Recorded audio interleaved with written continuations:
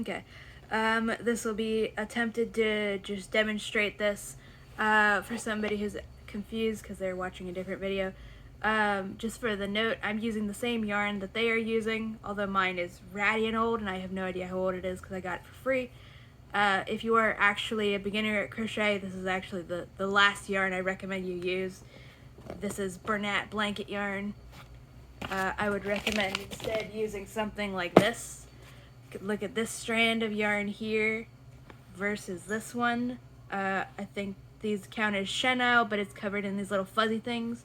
Makes it a lot harder to see what you're doing if you don't know what you're doing, so I recommend starting off with like a basic yarn like this, where it's just kind of all neat and tight, as opposed to this one where it's covered in these little fluffy things. But this person is trying to figure out how to make rows of crochet, so you start with chaining a bunch. Whoops. I'm trying to do this at an odd angle so you can see it. So you can see, you can't really see the stitches on here, so that's why I recommend starting with a different yarn. But when you get your chain as long as you want it, you will have it like this. You chain another, so chain one, and now you turn it a bit so that it's, instead of being like this, it's like this. And in the exact same, in that second to last chain, you'll see a single little loop on this side. Again, assuming this is you like, can see it. Yeah, like I said, this is like the worst yarn to start off with for beginners, but you can kind of see it if you're experienced. This is the belly of the yarn, and then I call this side the camel humps. You can see them a little bit. Not really, but for when you have a base chain, and then you want to add on to that, there's only ever going to be usually one loop that you're putting your hook through. So that's on the side here. You can see kinda. So whenever you are trying to turn your yarn to add a next row to like make a scarf or anything, usually for something that's flat, that's not supposed to be like forming a 3D shape like a sphere or something for a toy, you'll just chain one at the end because that puts you up here, and then you can keep going. So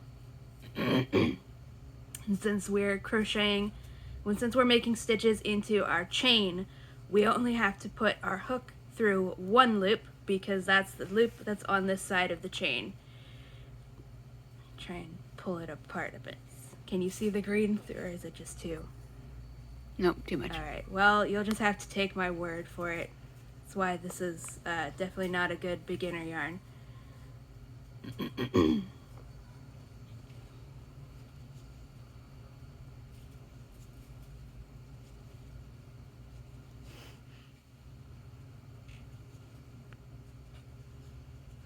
And then when you get back over to the side here, the person was referring to this as the grabby bit.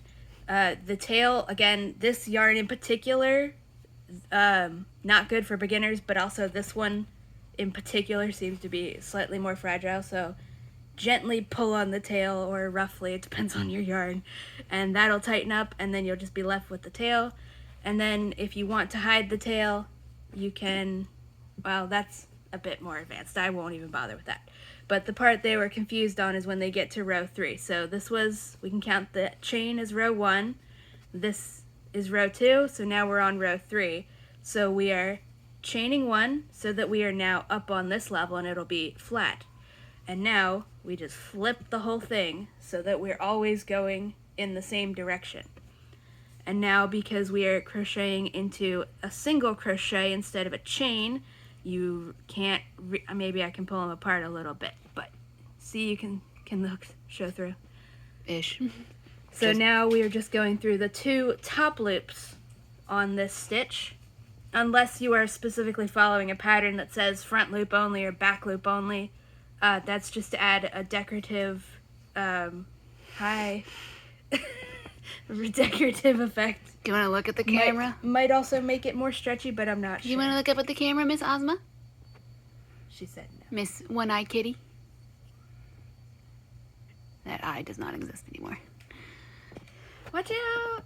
Thank you! So yeah, when you're up here, you're going through the top 2 loops that are on the thing, and it'll be the easiest place to put your hook in naturally. So let me see. Yeah, there's 2 loops there. Can't see that from here. You have to move down more. Good. You can see the shininess of the hoop.